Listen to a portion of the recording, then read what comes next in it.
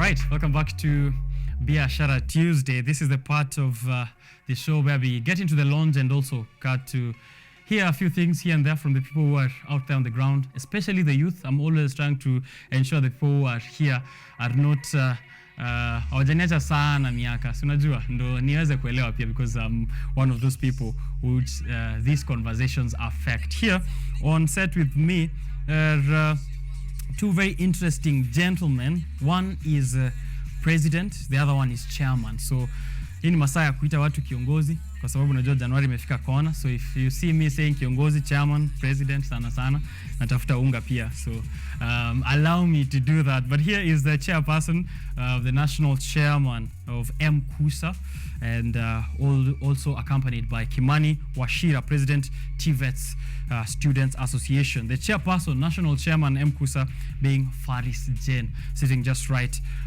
besides me. But before we get into that conversation, I already preempted on what is informing the conversation we're having this morning here, a directive by the Cabinet Secretary for Education. And I am going to just maybe quote him so that I can put people in, to put people into perspective so that they're also in the same page on what kind of discussion we're going to be having here. In a letter that was sent to Tvet institutions, of course here, the Cabinet Secretary saying that in 3 years' time, Tvet institutions should be phasing out the business courses that are currently being offered, so that the institution's curriculum focus solely on STEM courses, or in favor of STEM courses. The next 3 years, the government is going to phase out business courses in these technical and vocational education and training centers, and this is going to be in favor of science, technology, engineering, and mathematics. And this comes as President William Ruto as well is planning to recruit 3,000 tutors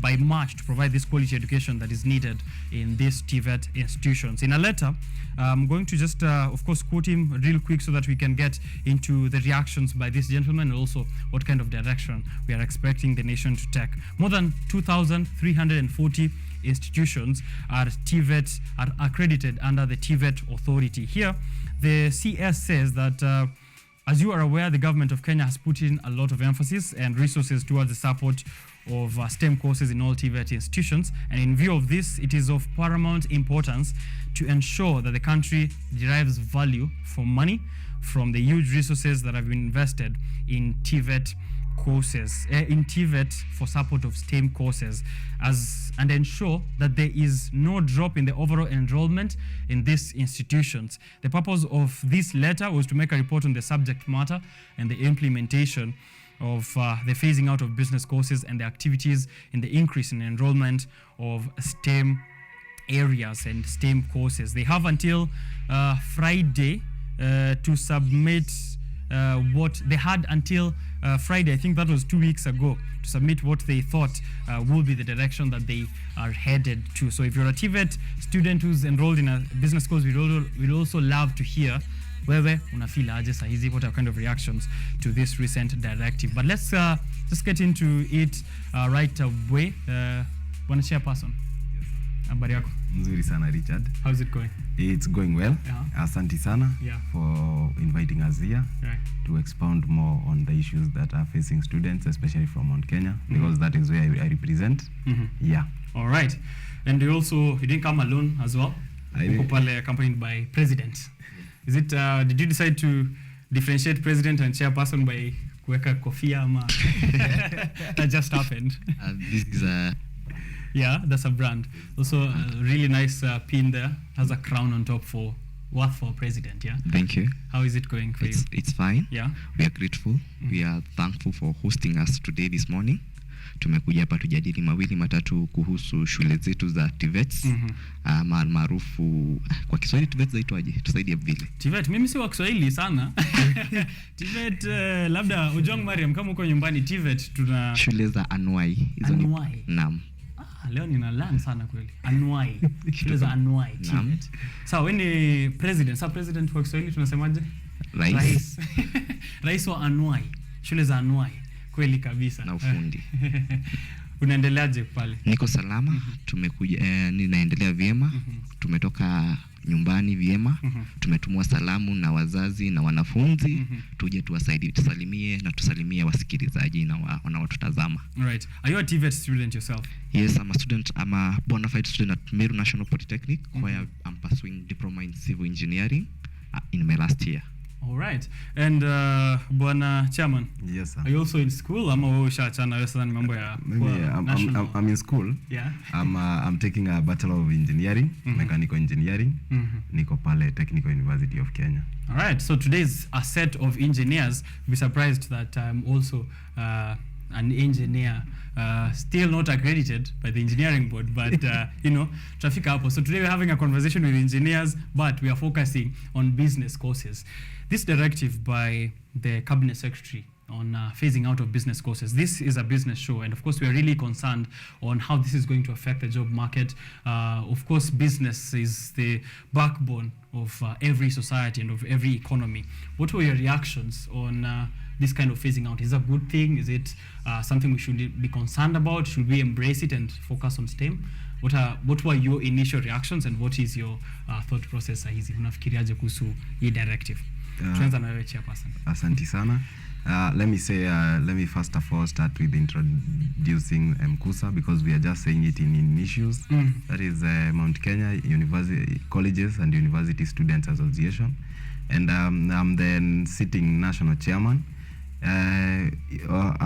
About the terms of the CS regarding phasing out the business courses in Tvet, in mostly some of the universities, let's say that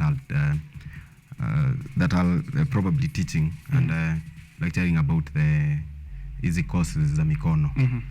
What we can say is that we can't differentiate right now. We can't differentiate the two, because an engineer needs that person who has done a business course, because as you know, for us engineers and people who take the STEM courses, normally most of us are not very good in probably doing the presentations, going out there to get investors.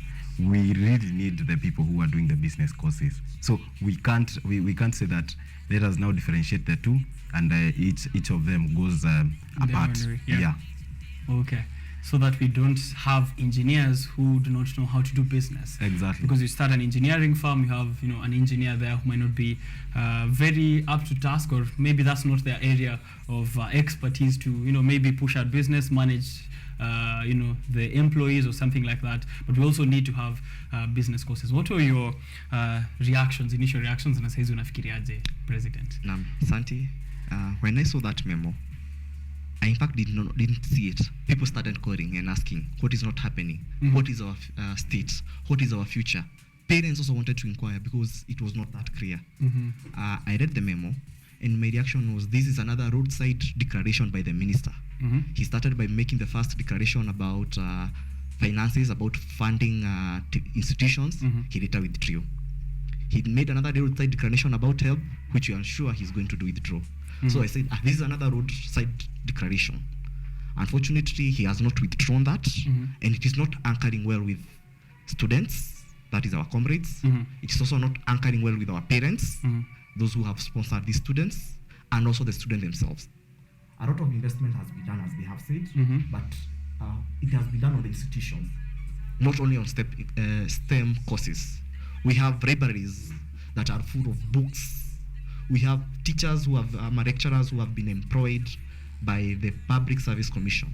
These are government employees. If you remove these courses, this means that you have to also know where you are going to take these teachers. Business courses, even as I'm an engineering student, a lecturer who teaches in the business course industry came to teach me communication and entrepreneurship, because in this world you have to be holistic. Some of the startups that our students are doing back at school, they are doing this in cohort with students who are pursuing procurement, who are pursuing business management, because they are able to date one-on-one. They know each other, they know their strength and weakness. So my reaction was, this is another roadside declaration, and the minister needs to be very careful. And we are telling him that he needs to think about the real future of this nation and not the interest of foreign donors who want this implemented. Right.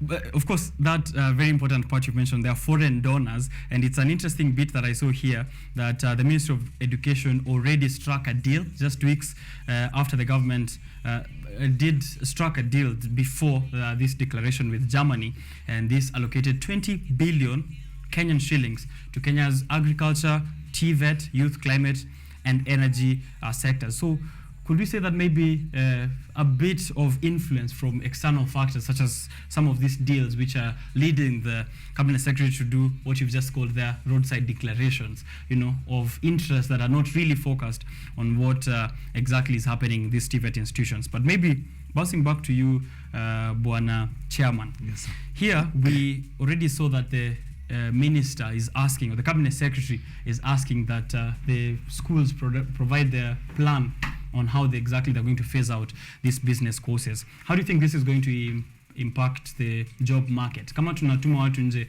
we have no business, people who have business acumen from TVET institutions. We know how intense learning is in some of these TVET institutions. We've seen some of the best work from the engineers that are coming out of it. How do you think it's going to affect the job market? Na kutakuwa na significant negative impact, ama itakuwa tu sawa? We already have enough businessmen and entrepreneurs in society. Well, probably, yeah, because the country is still growing, probably we'll never have enough. And what I can say is that there's something that you have said that probably that is leading to some of these things, that the minister probably giving directives that are not very well probably understood. And I can say probably we have allowed a lot of politics to come in, even when we are talking about the education, and which is a very important thing. And it's one of the most important departments that we have in the country, because these are people who we are entrusting with taking this country forward. So whenever the minister probably allows some of the politics, and there is no that structured engagement with the stakeholders. And here, the stakeholders are more the students, because they are the people who are to say that we feel that this is going right, this is going right. And probably even the major stakeholders in education, probably the consultants and the lecturers, they also need to come into this discussion. But majorly, because this is wholly affecting the students, majorly the students should also be consulted highly, instead of doing this some of these things without consulting them.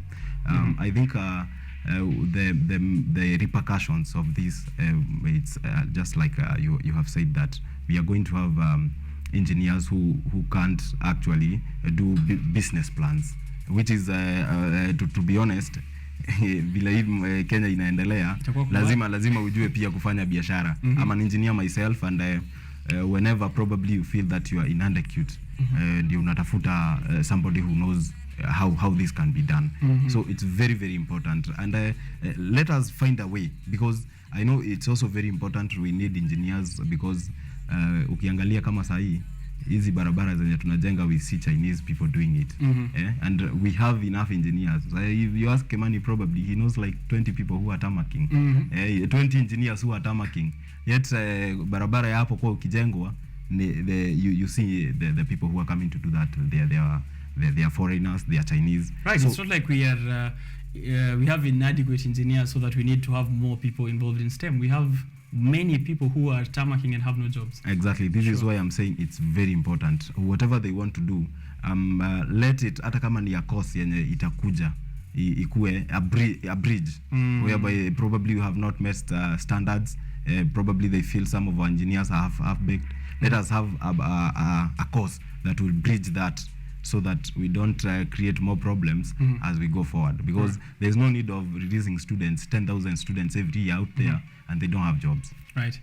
Bwana President, you being at the helm there of TVET institutions and students, of course, getting to hear sentiments from wao wanafilaje, what is going to be the impact on the current and future students who are enrolled in TVET institutions in business courses? Let's say I'm in my final year in Kisii Polytechnic, and I hear that I'm studying business management, and kidogo CS amesema hiyo mambo ya business courses in these institutions are not going to be, something that you are doing in the next 3 years. There's students ambao wametoka KCSE. Just the other day we saw the results. There are some who have been focused for 4 years. They are like, business courses is what I want to do. I was born an entrepreneur. I just want to get a few business skills here and there. Na saizi wanapigwa na mbuto, wanaambiwa hii kitu ukifanya ni kama haitakuja kukusaidia sana. The government doesn't want much to do with it in these institutions. What do you think the impact is going to be, and how should they absorb such information? Thank you very much. Before I answer your question, Kisii is not a polytechnic, it's a national polytechnic. Ausima Okari might come and apologies to yes, National Polytechnic. It's a national polytechnic. We have 10 national polytechnics in the nation and at Tvet. Okay. That declaration has adverse effects today and the future of even those who studied 10 years ago and still tamaking. Most of these students, most of the employees who have seen this directive are starting to question why. Is it that we are not training them well? Is it that they are not qualified? This means that they are asking, should we continue employing those who have already studied there? Those who are still, the declaration was clear that it's going to be a phased out. It is going to take time. The last class that will graduate with a diploma in business management, diploma in procurement, are going to have difficulties in securing employment. As my brother have said here, we have engineers who are tamaking, but in reality, business students, especially diploma holders, because they have a bit of technical knowledge and the business skills, don't tamak so much because their field is wide. If you have done procurement, you can also be a human resource manager. You can be a cooperative manager. Their field is so big. You find that most of the people who are tamaking in reality, especially when it comes to diplomas, are engineers. Because if you have studied civil engineering, your market share is limited. Yeah. You can only go to construction. Unlike our partners who are doing degree, who can venture into modeling, creating this architecture, ours is limited because we are technocrats. We are the one who does the real constructions. We are the one who does the real making of the nation and building of the nation. So when we back to business, those people are actually the one who are telling us, yo, I'm in a certain company and they are offering employment to civil engineers. Why don't you apply? They are actually our link to the business world today. Right. And when you face this, it raises questions, not only to the parents and the students, but also to the lecturers. Our business relies on the information. Our businesses outside there are reliant on these technocrats because the one who are doing the actual students who are doing procurement, when they go to the work to employment, they will be doing the day-to-day procurement activities, and we leave the degree holders to do the office work. Right. When I say office work is just signing, knowing this need to be done. Yeah. But the person who is running those industries are that diploma holder who went to Northeastern National Polytechnic and studied human resource or cooperative management or any other business course, and his state and his future is now affected by a roadside declaration by the minister due to foreign intervention or due to foreign policies that are not well anchored and enshrined even in our constitution. We talk about public participation. It was never There was there. no public participation in this matter. Right. Yeah. Okay. So we're seeing here that I was having a look at Ezekiel Machogu Ombaki, who is the current cabinet secretary for Ministry of Education. And I was having a look at his Wikipedia page here, early life and education. Machogu attended Nduru High School and later completed his O-levels at Agoro Sare Secondary School. And he attended the University of Nairobi. Can you guess what he studied? Would you take a wild guess? Something. Let us not attempt because he's the minister and he may summon us tomorrow for getting that wrong and say that even this interview got it wrong. He studied the Bachelor of Arts in Business Administration. So it is quite shocking to see someone who is in the field of business declaring that business courses be phased out. And as you've mentioned there, of course, some other factors, including that, of course, funding that has been struck, the deal that has been struck between the Kenyan government and the government of Germany. But before we get into more politics on the details of that deal, because I may not be privy of all the information that went into that deal, you mentioned there, interestingly, that, of course, those who had already actually graduated from these Tvet institutions, that it still impacts them kwa sababu unatokea kwa ofisi wanaangalia wanasema Northeastern National Polytechnic, you studied what? No, business courses. CS alisema ni kama hiyo hatutaki sana. So the issue, I don't know whether the issue will be does he think maybe there's not enough training, as you said? Should there be more investment on the training that is happening, more investment on the development of the curriculum? Or Bwana Chairman, what would you say is the way, what other alternative solutions or approaches should there be considered to improve education and job opportunities in the business field? So we're not phasing out training, we're ensuring that kila kitu iko sawa na bado watu wanafunza ile vitu wanataka wasome. What I would say, Richard, is that we need to invest heavily in our education department, because we are actually entrusting these young people with handling the future of our country. So we should really invest heavily in this department. And probably, if I may take you back, there was a time when if you came out from Kenya Poly, the now formerly Kenya Poly, what now we are calling Technical University of Kenya. Whenever you came with a diploma from that university, and were probably in engineering, mostly those engineering courses, you could get direct job entry because it was very highly valued. So what we are saying is that probably that has been eroded with time, because again we have taken so many business courses into what was meant to be a Tvet institution. What I can say is that let us heavily invest, because you find like a place like Technical University of Kenya, it produces the best engineers in East Africa, but yet for some probably for some labs, for some workshops, people go to other institutions because we don't have those things there.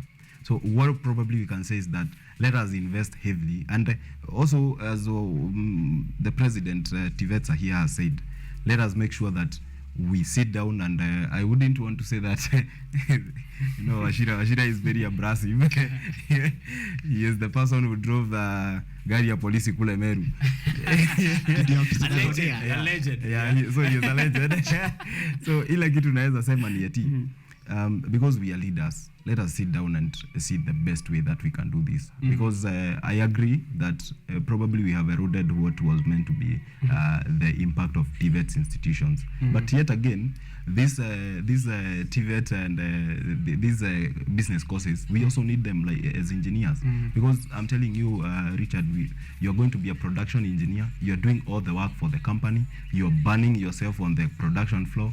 Yet again, like Washira has said, at the end of it all, somebody who did a Bachelor of, let's say, commerce or economics, general manager, CEO. Exactly. So let us try and integrate all these things. Okay. I wouldn't want to say that probably let us leave one of them apart. No. Because as an engineer, I also need some of those skills. I also need to know that nikitoka pale kwa production floor, one day I can become the CEO of this company. But without those business skills, let me say, without that business course, then it will be very, very hard, because even sitting down with the other CEOs will be a challenge to you.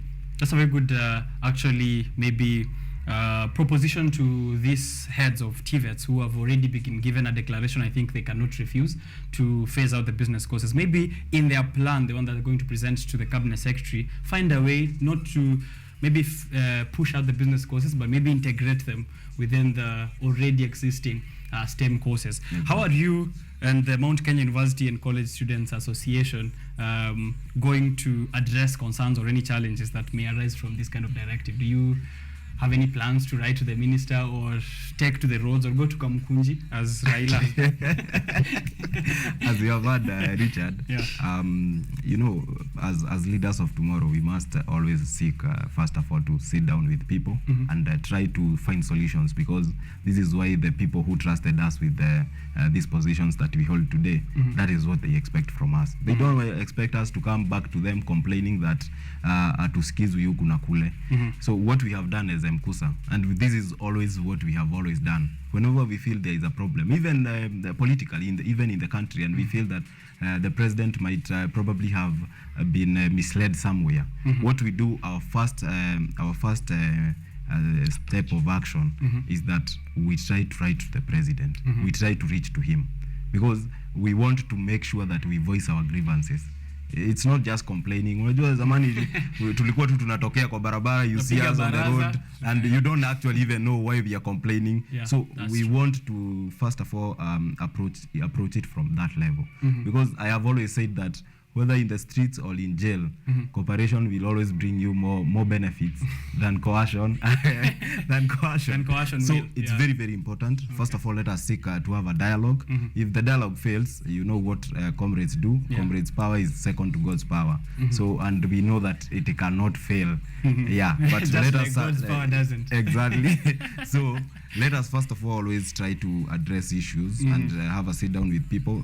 They're also human beings. They might have gone somewhere wrong, thinking that probably they had the best of interest. Right. But to come back later and realize that this was not for the good of everybody. Right. So we always try to make sure that we voice our grievances in a very respective way. Even kwa hii maneno ya kuendesha country na mbele.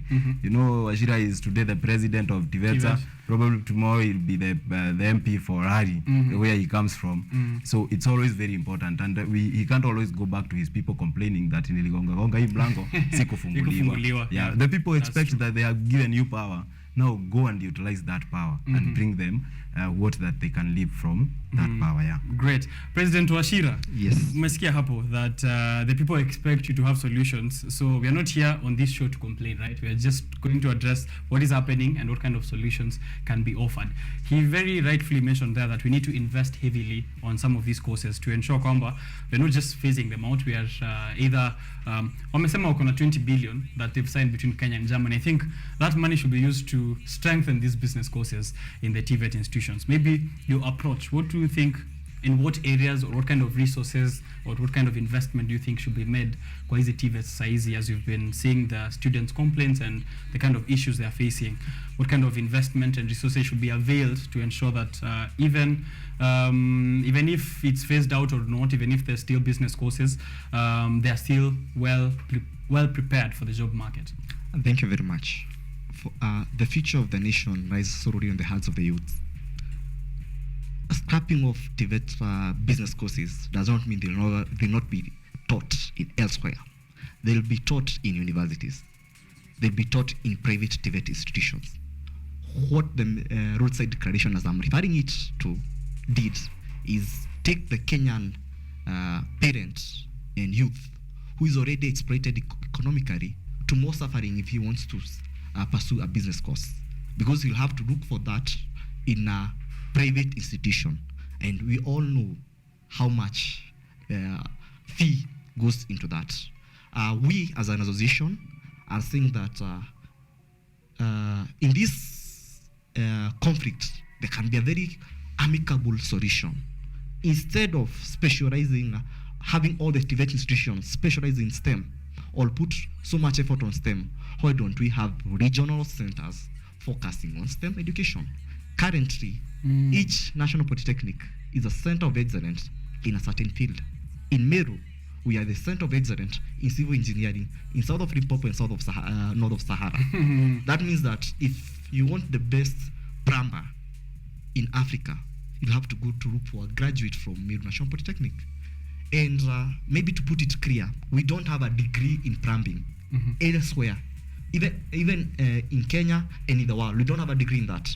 The highest you can go is a certificate. So some of these technical courses that are offered in this institution are very instrumental to the development of this nation. At the same time, as I have said, let us use that approach of having regional centers, centers of excellence that can train and focus so much on Tvet education, and then the rest will offer business courses as they continue offering STEM education. It will be a win-win situation for the government, a win-win situation for the comrades, and a win-win situation for the nation. Because as I've said, the future of this nation lies in the hearts of these youths who are being chased away from business courses. And some of them, since they were young and tender, wanted to be entrepreneurs. And their grades, if you look at the last results, more than 3/4 of all the graduates will have to transition to Tvet institutions because they did not attain C+ and above. And if you want to have 100% transition, all of them cannot pursue diploma courses that are related to engineering. We'll have another problem of surplus of STEM graduates, yeah. And we'll have to import business despite the saturation in our market of unemployed diploma STEM graduates. That's true. Surely. It doesn't make sense. It doesn't when you make put sense it like that, to yeah. our nation. That's so true. we are telling the ministry through the State Department of Vocational Training Center, the PS, the CS, consider having institutions that can be regional centers offering STEM courses, and then the rest are left to offer business courses for the prosperity of this nation. That's correct. I'm having a look here at technical and vocational training as what the internet gets to define the meaning. Vocational education is education that prepares people to work as a technician or take up employment in a skilled craft or trade as a tradesperson or artisan. So, trades cannot escape business. So there's no way you can tell me that there's going to be a plumber, as you said, the best plumber, and wants to set their own operation. They have no idea how to do a business plan, how to relate to the employees, some of those soft skills that are already taught in the world of business courses. So it's important that that's still inculcated within the training. As you said, if they need to put STEM as a priority, they can have regional STEM centers, as they've already done with universities. A random example, if we were to take Jomo Kenyatta University of Agriculture and Technology, we will say that there's no need to do medicine in a school of agriculture and technology. We should be focusing on agriculture and technology solely and leave out all the other training that is happening there. But that's a very good call out to the government, of course, to see what it can do in ensuring that even as they focus on STEM, they are going to the right direction, as you call it there, a win-win for the government, for these vocational training institutions, and also for the nation at large. Coming back to you, Bwana Chairperson of the Mount Kenya Region of Students Association. He's given some of those alternative solutions, resources that can be availed to institutions to ensure that kwamba they are also strengthening what they do. As you already said, the investment is important to ensure kwamba there's no one is left behind for the job market. A question for you now is the job market, you said we might get to a point oversaturated of STEM engineers, ambao sasa itabidi tumeanza kuimport business people expertise when you're business people with the acumen necessary to run these businesses. Currently, how does the job market is the job market ready for these students who have been doing business courses so far? What I can say is that we have a number of people, and probably our job market is not able to hold so many people, so many of our graduates, and this is why unasikia people are tamaking. There is no any other reason, because if there were job markets and if there were those job opportunities, those people would have actually been placed there. What I'm saying is that probably we have over depended on skilled people from other countries. Just the other day we imported doctors from Cuba. Probably we have our roads have been built by a company from China. And what we are saying is that our students, those people who are taking the STEM courses, they are the people who will actually be able to enlarge the job market that we have. Because you can imagine, I myself as a mechanical engineer, if today I open an engineering company and I start probably I have a CNC machine there, I have a lathe machine there, you can imagine how many of those students I can accommodate who are coming out from the university, the fresh graduates. So our I think the solution that we can have is that let us strengthen these things more. This 20 billion I'm hearing that we are getting from Germany, let us invest more in the CNC machines so that we can have more engineers. There are some engineers so who they can employ all these people who exactly. courses. There are some engineers we have, and it's so sad that you will find a mechanical engineer who should be very efficient, be very proficient in using a lathe machine, and na ajui kwa sababu hata lathe machine alisoma parts kwa theory because we don't have those things in the university. I'm telling you, if you walk around these universities that are offering the engineering courses, probably lathe machine utapata Technical University of Kenya na JKUAT peke yake, and the rest bado wanafunza CRO ni za kitambo. Exactly. We have a problem because we have actually moved from lathe machine. I'm telling you that lathe machine is now Stone Age. Tume move on. Still cavemen. Exactly. And you can be surprised that we are talking about it right now. That hata hiyo Stone Age kuna mtu pia hakuiona. We have now moved on to CNC machines. And bado hatuzioni. Exactly. I can tell you probably hata hiyo CNC machines ukitafuta. I know in Technical University of Kenya we have very good lathe machines and very good CNC machines. But ukienda in the other universities that are offering these courses and they actually should be having these things, hawana. One, we have a problem with the capitation kwa sababu probably a university wants to secure probably one CNC machine, but there is a problem with capitation. You have had so many of them ikisemekana they have bills amounting to billions. So we have a problem in this education sector, and I wish that we could invest more in this education sector. Let us have some of these things kwa sababu kama engineer is good in CNC machine. Richard, I can tell you that once a CNC machine, if you have it and you set up your own company, just one, you will employ over 20 people in that company. Just one. Na sasa ukileta lathe, my brother here utaweza kumtengenezea hata pipes, ndio hiyo plumbing yenye wanasema azitoki China. You'll be surprised that even the toothpicks we use, and this is something hata mtoto wa class 5 anaweza chonga. We are still importing them from China. We are having a problem. We are having a crisis because I feel that even if we are offering some of these STEM courses, I still feel that there is a gap that needs to be bridged, and this is why I said if the government feels that the way that they want to do this, and they really want to do this, then let us have that bridging course whereby tunasema Faris, you did a Bachelor of Engineering in Mechanical Engineering. It's good that you have graduated 5 years, but we feel that you should know lathe machine more. We feel that you should know CNC machine more. We feel that you should know laser imaging machine more. Some of those things, let us have that bridge so that when we are releasing these people into the job market, we don't again now have to call Exim Bank of China when we take a loan and tunaleta Sinohydro.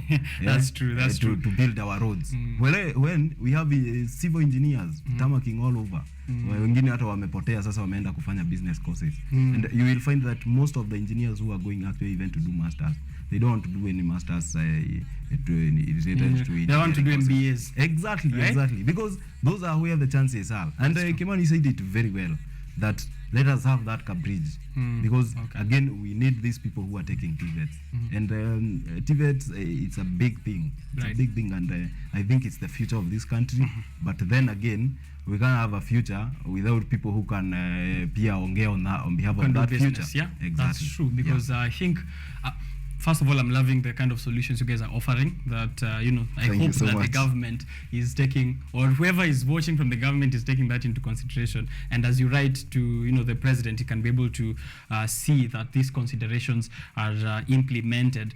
That gap there that you mentioned, it's really important that we have people who have business acumen to translate what you have as a skill as an engineer or someone who's well versed in STEM, STEM related issues, ndo aweze ku translate. So kama umefikiria kuhusu let me just manufacture toothpick, but how do I get this toothpick to get to Kisumu? How do I get it to get to Mombasa? How do I ensure I get salespeople? How do I market it? You need some people to do that, or you need a kind of bridging course, as you said there, to ensure that una transition vizuri na uko very aware of what the business world is demanding of your skills. So that's a very good way to maybe wrap it up also as well. But just finally, the final call out to wale ambao wako TVET institutions ambao wanasoma business courses, and also the stakeholders ambao wako in these TVET institutions, the management, on how they can handle this transition as smooth as possible to ensure that there's no panic in the in the students fraternity, or even as they go out and graduate, kwa sababu siku hizi it's a bit tricky to hear a shake up in the world of employment or in the world of jobs. Ukisikia kidogo kuna kitu inakuja kukufanya usipate kazi, you start panicking. And I don't think it's a very good way for us to be introducing the youth into the world of work. So maybe to the president, kama anaona, to the institutions, and also to the CS and to the students. I think I'll begin with you, because you're the president of the TVET institutions and students as well, so that you can give them a word of encouragement, and also on how they can smoothly transition, even as we see if this phasing out will happen. Hopefully mutaweza stop before it gets to take effect. Thank you very much. We are not even trying to stop the thing. We are just trying to give a solution that is a win-win for the government and for the nation, and also for the students. One, as I have said, that this nation will only develop if we are able to equip our youths with skills, business, technical, or any other skill that is relevant. And the only way we can be able to progress well is if we don't so much depend on foreign solutions to our problems.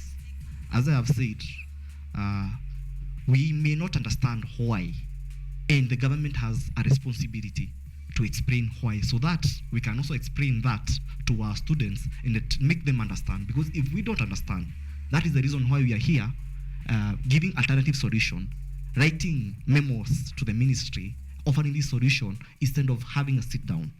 We are looking for a sit down with the government so that we can be explained why they took that direction. We can also raise our issues that are directly sent from the students, and we reach to an agreement that will be a win-win for the nation, and I'm repeating, for the nation, because surely this is a far-reaching directive that will have its future, the future of this nation dependent on it. Maybe the government also needs to reconsider that, as fast as they are saying they have invested in business, let them not forget that the previous government also invested heavily in these courses. For instance, I went to Samburu Technical. Samburu Technical is offering technical courses. It will be made a STEM school, but it does not have the equipment, as Faris Jean said. So we have transitioned it from, we have prevented the Wanjiko in Samburu constituency from studying a business course, and he had a D, and telling him that it's advisable for you to do a diploma in plumbing, diploma in artisan in carpentry, but there is no lathe machine, there is no other equipments that can do that. Before we get to the real transition, let us ensure that we have the capacity to do that. Let us also think about how are we going to handle all those people who have employed to teach, because that is another crisis. Oh yeah, we have thousands of lecturers that have been teaching these courses, and they are employees of the government. Let us not forget that their family depends on them, the nation depends on them. That's true. And maybe to wrap it up, the Minister Education, we know you very well, and we understand that you are a graduate in a business course. We may not understand what made you think about this, and we are just telling you that this is not the right time for this. This is not the right time for this declaration. Maybe it will make sense 50 years to come, but not today. We may be young, but we are in the field, and we are the technicians. We are the one who are studying these courses. We are the one who are going to attachments. You get feedback from the students who are in attachment and internship. They'll tell you they are actually managing the degree holders because they have the technical skills. And probably you need to rethink this decision before we have impediments in the implementation of Vision 2030 for Kenya, Vision 2063 for Africa, and also implementation of the SDGs and other policies that are there. Right.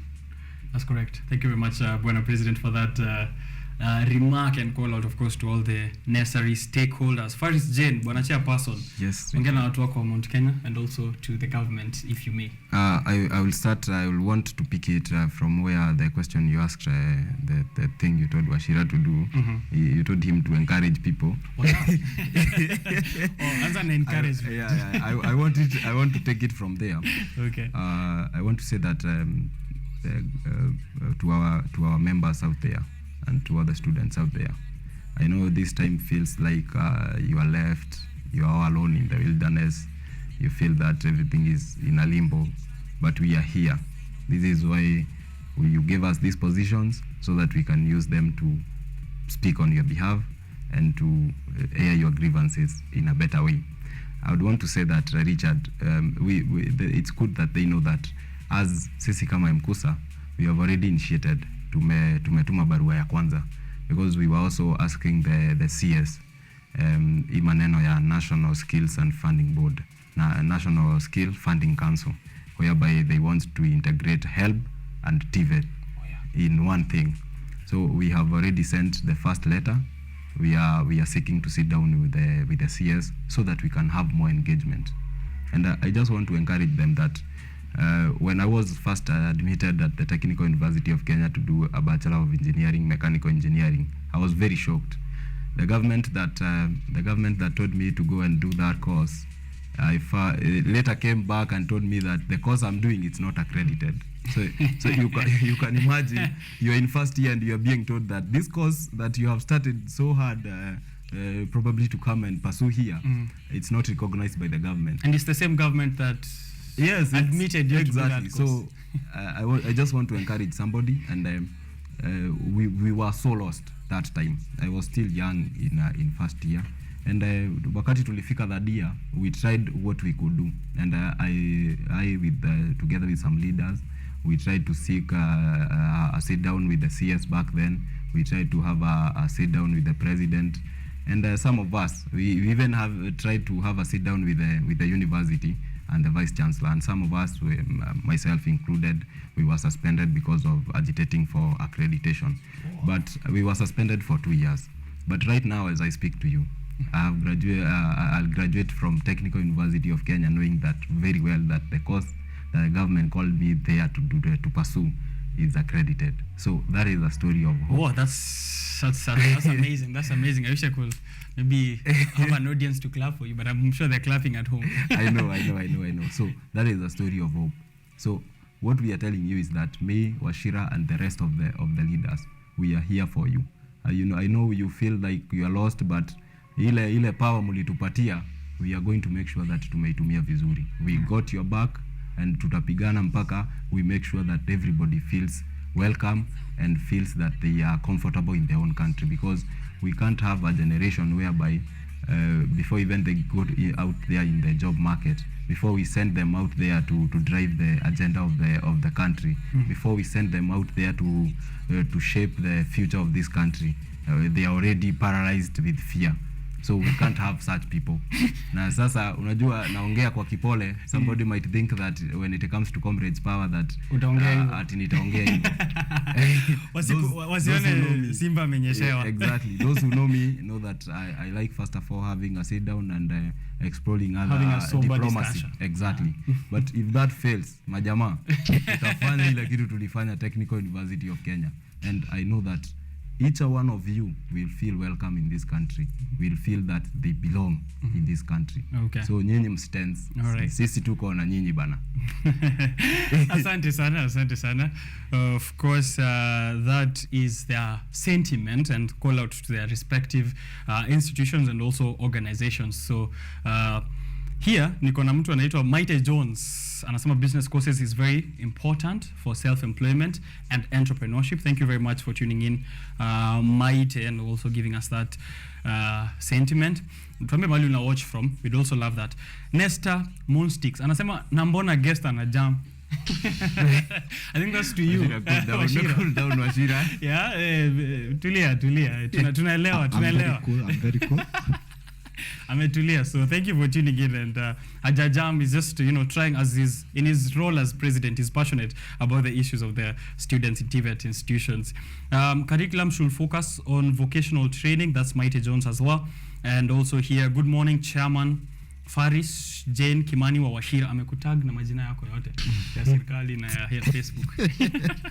That is Mwadime Nicholas Senior. Thank you for tuning in there. And of course, we'll be reading more of those comments even as we go on with the show. Here I see also there's a Fishtown KE, and some great conversation waku. This is Fishware from Nairobi, Kenya. Asante sana. Fishtown KE from tuning in. I know you're locked in from the City of Angels in the environs of Nairobi. Asante sana, guys, for that conversation. You just mentioned hapo mwisho about that HELB consolidation. And we realized we didn't even talk about that, but because of time, it's I think we've spent quite some minutes here. I'm hoping that I will get some time with you out of your busy schedule managing students and comrade power. Pia mkuje tuongelee when, if they will implement this HELB, consolidating it, of course, with Tvet institutions. We get to also discuss the implications and what kind of steps can be taken, right? Yes. Asante sana for coming in through, guys. Najua sasa Richard hujatupatia hata dakika mbili tusalimiane. Washira anaweza tupwa mawe na watu wake. Salimia watu wa Mkusa na Washira president. Salimia watu wako. Alafu tutoke kwa hii segment. Sawa. Thank you so much, Richard, and the entire management ya KUTV. We are grateful that you called us here today to discuss issues of the students. We don't take it for granted. And I can tell huyo mtu anasema guest amejam. I know when it comes to issues of the comrades, they are very sacred to Ashira and also I. And this is why unaona kama amejam. It's just that because these are issues that are very sacred to him. So nikimalizia, I would like to say hi to our guys, our members at Mkusa. Niwasalimie sana. Na wakuwe represented by the president of Technical University of Kenya, anaitwa Kirera Moshoki, na kiongozi mwingine pale Jaikusa anaitwa Cindy. Wasalimike sana wote. Asanteni. Superb. President Washira. Thank you very much. I want to say hi to Mwandime akiwa kule akituwatch. Say hi to Kiambu Youth Council members. I know they are watching me, starting from the SecGen and the deputy.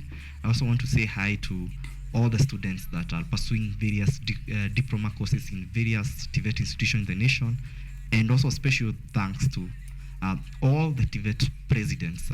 That is the 9 national polytechnic presidents from Kisumu to Mombasa Technical, Kisumu and Mombasa National Polytechnic. And finally, I want to say hi to Tabasamu Washira and her daughter. I also want to say hi to those are sent greetings. I also want to say hi to Timothy from working at Kenya Library in Nairobi. He said he's a regular. He watches the show. He streams the show as he's driven to work. Nice. And nice. He know you better than I even an insight about you. Okay. I also want to say hi to Washira Kimuhu in Nyeri and the team that he's reading, and all other youth student leaders that are there, waking up every day trying to give solutions to the challenges that we are facing in this nation. All right. Thank you very much. Asante kwa kutuhost. Thank you very much as well, President Kimani Washira, who's the president of Tvet Students Association, and also accompanied here by Faris Jane, who's the chairperson, national chairman of the Mount Kenya University and Students Association. Nimepata correct? Colleges and Universities Yes. Students Association. Yes. Yes, I think I got that correct. And, we'll be having this conversation another time. If you missed it, please ensure unaangalia YouTube. Just a few minutes after the show, we'll be uploading this conversation. So if there's something that you missed, anything that you want clarification on, utaangalia tu hapo and you leave your comments. We'll forward them to the relevant people that I've just talked to here. Now, I'm going to be taking a short break, but remember, Kenyatta University has a career week from the 28th of January to the 3rd of February, and the theme, digital disruption, the future of work in a hybrid work. We just came from speaking about the future of work just a bit there, even as we looked at the business courses in Tvet institutions. But this is going to be the theme of Kenyatta University Career Week, and I'm having a conversation with the director of this program at Kenyatta University. The Career Week is it's an annual premier event that integrates productive interaction between students and corporate organizations, which are always here on the ground at Kenyatta University premises. So that conversation is coming to you. If you are interested, and if you're a Kenyatta University student, you need to know how exactly can you transition into the world of work, and what kind of digital disruption is affecting work, and what will the future of work look like. So those are the main key focus areas of our conversation coming up next. If you have any questions, remember to send them through to our social media sites and also accounts at KUTV Kenya. I will be right back.